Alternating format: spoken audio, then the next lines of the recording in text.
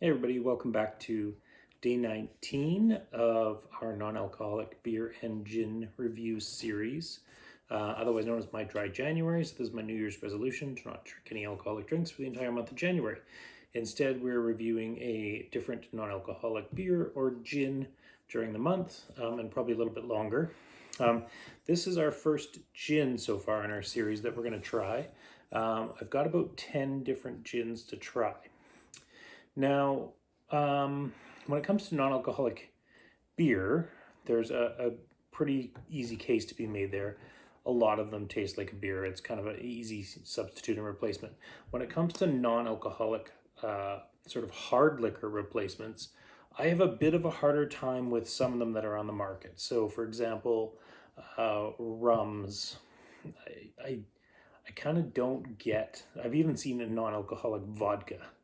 Vodkas don't really taste like much except that alcohol burn, and they kind of disappear in your drinks. I mean, surely vodka connoisseurs would argue that there's subtle differences or whatever, but if there's not the alcohol there, I don't understand the whole point of it. So gins, though, is one that I really can make sense of and get behind. I enjoy a gin and tonic in the summer.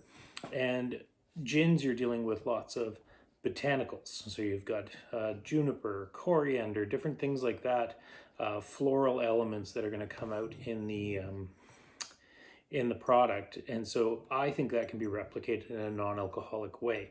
I mean, obviously you're not going to get that sort of burn or body of the alcohol, but I think you can get a lot of interesting flavors out of the gin experience, the non-alcoholic gin experience. So anyways, today our first one we're going to be doing, and it's a bit of a guinea pig because I'm not sure how to do the testing and tasting of these. So we're going to use one that I can easily pick up at the grocery store if I need to get more.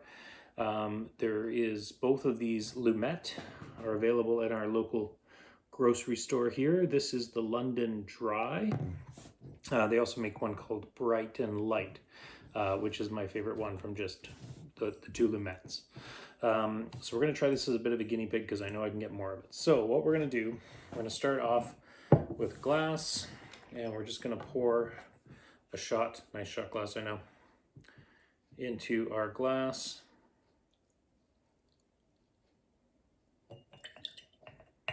Okay, no ice, no mix, no nothing to start with. Oh, and by the way, we'll look on this. So this one, that does say calories per quarter cup, so that's 2 shots, 60 mils, 0, so there are no calories in this.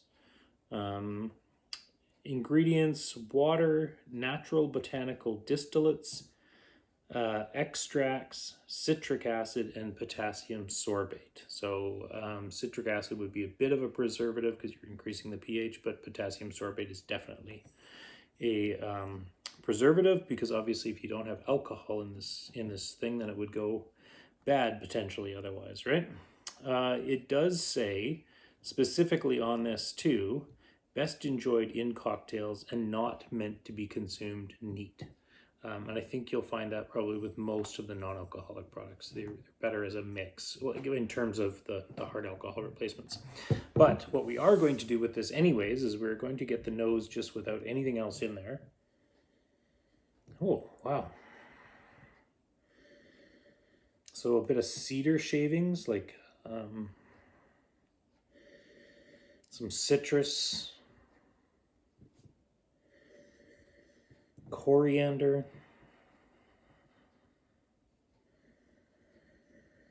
quite a nice nose. Now, even though it says not to consume it neat, I'm just going to take a little tiny sip so we get a bit of a hit or an idea of what it tastes like on its own.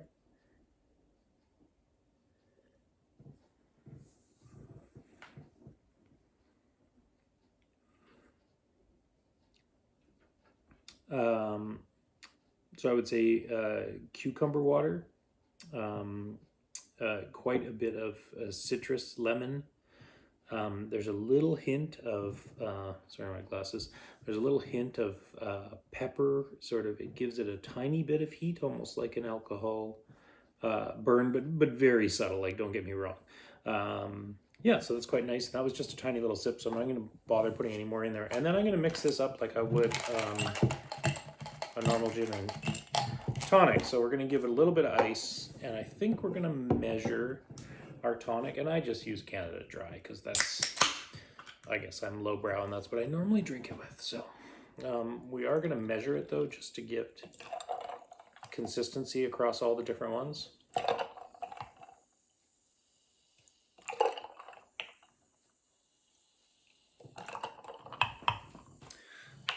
So I would probably normally put a shot in there and then heavier ice and then fill it up. This is 4 to 1, and I think that's going to help us bring out the flavors and botanicals. Now this Lumette Bright, or this London Dry, I know when I've used it before in the past, I actually find I can mix this with almost like 2/3 or 3/4 of a shot because I find the flavors are so strong.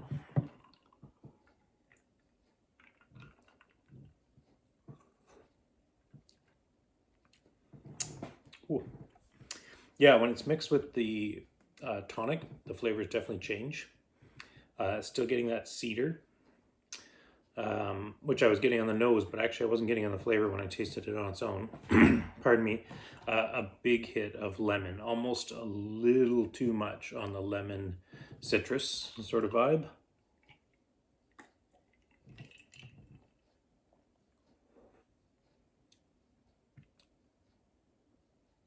Coriander, maybe just a touch of anise, and a little bit of that pepper hint again.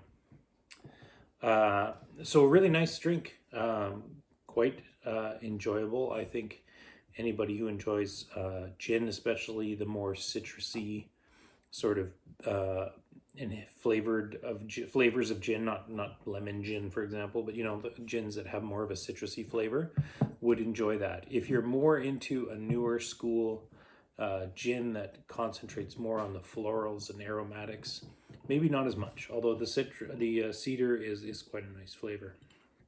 So I have no idea what the rest of them that we've got to taste, or well, some of them I do, but I think I'm going to give that an 8 out of 10. Seems like a good score. It's decent, but not knock your socks off. But I would certainly, like I said, it's available at our local grocery store, which makes it great. Price-wise, these are almost the same price as a regular gin, which is a little hard to stomach, but at the same time, the process of making a gin with all the different botanicals and extracts and things like that, I would imagine is quite involved. And the market is quite small for these things, so that's probably why it's a little bit pricier. When I put the video together, I'll put a price up for what I paid for it. I can't recall off the top of my head. But tomorrow, hopefully, we'll do a few gins, actually, because we've got more product than we've got days to deal with. So I hope you've enjoyed our first gin review, and maybe you'll consider having some non-alcoholic gin in your routine as a way to drink, either reduce your alcohol consumption. Maybe you don't want to drink at all for a variety of reasons. It could be medical, it could be family history with alcoholism, who knows. Whatever your reasoning is, there are a lot of products on the market now that make it easy to enjoy the same sort of flavors, be out with friends and social, so you don't feel, you know, sometimes you go to a party or you go somewhere, you feel like if you don't have a drink in your hand, people are always like, hey, can I get you something? Can I get you something? It's kind of, it almost makes it more difficult not to drink. So I find it handy to have something, and it's also a very enjoyable drink. So anyways, thanks for tuning in. Join us tomorrow for day 20.